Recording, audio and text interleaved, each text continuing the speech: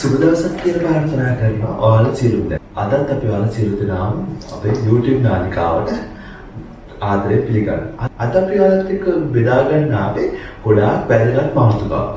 මෙන්න මේ රෝගිය ඔයාට හෝ ඔයාගේ පවුලේ කාට හරි මේ වෙද්දි අනිවාර්යෙන් තිබේ යුතුමයි. නිින්දෙන් කියලා කතා කරමු අපි නිින්දෙන් කරවන්නේ ඇයි කියලා. නිින්දෙන් කරවන්නේ වාගේ ඉහළ සුසන මාර්ගයේ යම්කිසි අවහිරතාවයක් නිසා ඉහළ සුසන මාර්ගයේ තල්ල සහ ග්‍රසනිකාව අතර මේ බිත්ති දෙදරීම නිසා තමයි අපි මේ ගෙරවීම ඇතිවන්නේ. ඉතින් මේ ගෙරවීම ඔයාට විතරක් වෙන දෙයක් කියලා ඔයා හිතන්නේ. ගෙරවීම ගොඩාක් සුලභ දෙයක්. සාමාන්‍යයෙන් අවුරුදු 30ත් අවුරුදු 60ත් අතර පිරිමි පුද්ගලයන් 10%ක් විතර මෙන්න මේ නිින්දෙන් ගෙරවීම සිද්ධ කරනවා. හැබැයි අවුරුදු 60ට වැඩි පිරිමි පුද්ගලයන් සාමාන්‍යයෙන් 60ක් විතර මේ නිින්දෙන් ගොරවන රෝගී තත්ත්වයේ පෙර. ඒ වගේම තරුණ ගැහැණු කට්ටියට මේ නිින්දෙන් ගෙරවීම එතරම් සුලභ නොවුණා. සාමාන්‍ය අවුරුදු 60ට වඩා වැඩි ගැහැණු කට්ටිය 40ක් විතර මේ නිින්දෙන් ගොරවනවා.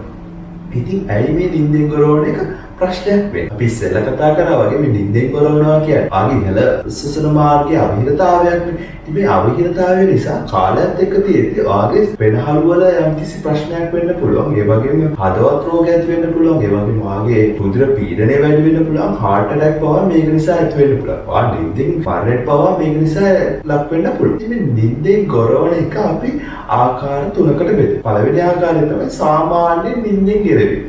මෙන්න මේ කට්ටිය නිින්දෙන් ගොරවන ඔයාගේ කාමරෙන් එළියට නිින්දෙන් ගෙරවීම සද්ද එන්නේ නැහැ. දෙවෙනි කට්ටිය තමයි අධික ලෙස නිින්දෙන් ගොරවන කට්ටිය. ඔයාලා නම් මෙන්න මේ නිින්දෙන් ගොරවන සද්දේ කාමරේ දොරවල් වහලා තිබ්බත් අනිත් කාමරේට පව ඇහෙනවා. ඒ වගේම තමයි තුන්වෙනි කට්ටිය තමයි භයානකම කට්ටිය.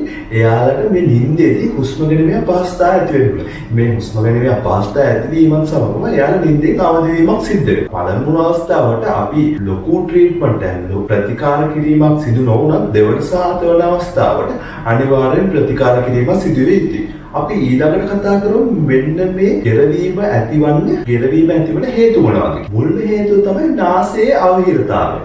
ඉහළ සුසන මාර්ගය කියලා ගත්තාම අපේ නාසයේ මුලින්ම අපිට මතක් වෙන්නේ නාසයේ අවහිරතාවයක් නිසා මෙන්න මේක ඇති වෙන්න පුළුවන්. නාසයේ අවහිරතාවයක් මස්දළු නිසා ඇති වෙන්න පුළුවන්. එහෙම නැත්නම් වෙනයම් හෝ growth එකක් හින්දා වෙන්න පුළුවන්. එහෙම නැත්නම් අපි දන්නවා මේ නාස් කුඩු දෙක බෙදිලා තියෙන්නේ මැද තියෙන විත්තියකින්. මේ විත්තිය එක පැත්තකට ආනත වීමෙන් පවා මේ තත්ත්වය ඇති වෙන්න පුළුවන්. දෙවෙනි හේතුව තමයි විශාල සෙල් ගෙඩි. ඒ වගේම විශාල වූ දිවක් තිබීමත්, විශාල වූ දික් වූ මෘදු තල්ලක් සහ විශාල වූ රස දිවක් පිහිටීමත් මේකට හේතු වෙන්න පුළුවන්. ඒ වගේම තමයි ඔයා අධික තරබාරු කෙනෙක් නම්, ඔයාගේ බෙල්ල කෙටි නම් ඔයා මේ පීඩා විඳින හැකියාව වැඩි. ඒ වගේම අධික මන්ත්‍රව්‍ය භාවිතා කරන කෙනෙක්ට ගෙරවීම වැඩි. ඒ වගේම තමයි අපේ මේ ක්‍රියාශීලීත්වය මේ සියලුම දේවල් පාලනය කරන්නේ අපේ තයිරොයිඩ් හෝමෝන් එකෙන්නේ.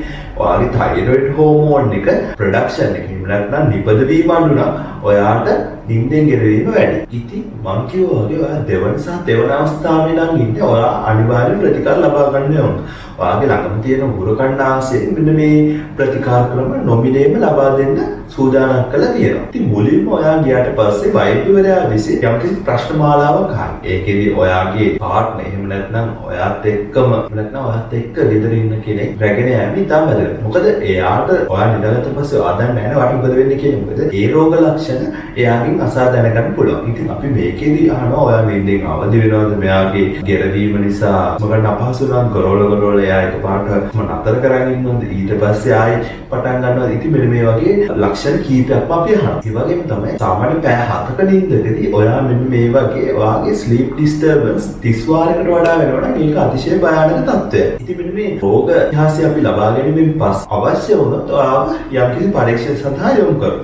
ඒකෙදි ලේ රිපෝට් කිහිපයක් කරනවා, full blood count එකක්, එහෙම නැත්නම් මූලික රුධිර පරීක්ෂණයක්, එහෙම නැත්නම් TSH තයිරොක්සින් පරීක්ෂණයක් වගේ දේවල් කිරීමෙන් අනතුරුව ඔයාව අපි උගුරෙන් කැමරාවක් යොදා බලනවා. අපි කියන FOL එක. කියන්නේ උගුරෙන් කැමරාවක් යොදා බලනවා මේ උගුරේ සහ ඉහළ සුසන මාර්ගයේ යම්කිසි ඉරවීමක් පේන්න මස්දළු මොනවා තියෙනවද කියලා. එහෙම නොතිබුණොත් ඊළඟට අපි කරන්නේ ඔයාව කෘතිමව නිින්දකටපත් කරලා අපි බලනවා ඔයාගේ නිින්දේදී මෙන්න මේ ඉහළ සුසන මාර්ගයේ මොකක් හරි අවහිරතාවයක් වෙනවද කියලා. කියලා ස්ලීප් එන්ඩොස්කොපි කියලා. එහෙමත් අපිට හොයාගන්න බැරි වුණා. අපි කරන්නේ හොස්පිටල් එක නතර කරලා ඔයාලට ස්ලීප් ස්ටඩි එකක් කියනවා. ස්ලීප් ස්ටඩි එකක් කරනවා. ඒ කියන්නේ ඔයා පැය 7ක් විතර එක දිගට නිදි කරවලා අපි බලනවා ඔයා මේ පැය 7ේදී කොපමණ වෙලාවක් අවදි වෙනවද? ඒ වගේම ඔයාගේ හදවත ක්‍රියා කරන්නේ කොහොමද? ඒ වගේම ඔයාගේ ඇඟේ තියෙන ඔක්සිජන් මට්ටම මේ නිින්දෙදි ගොඩාක් පල්ලෙහාට බහිනවද? ඒ වාර ගණන කීයද කියලා. ඉතින් මෙන්න මේකත් එක්ක අපි ප්‍රතිකාර ක්‍රම වලට යනවා. ඔයාගේ මස්දළු ඒවනේ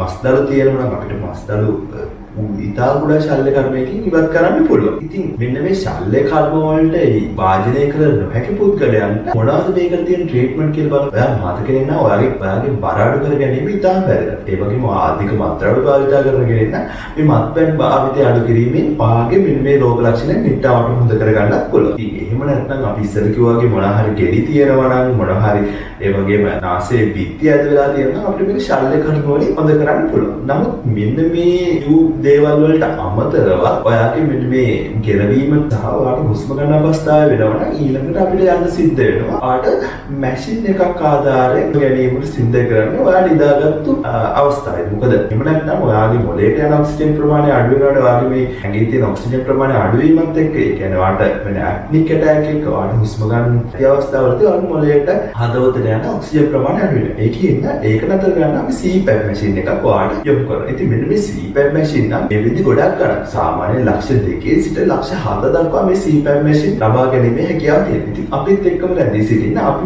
මේව පිළිබඳව ඉදිරියටත් ඔයාලා ගොඩාක් දැනුවත් කිරීමට බලාපොරොත්තු වෙමින් සුබ දවසක්.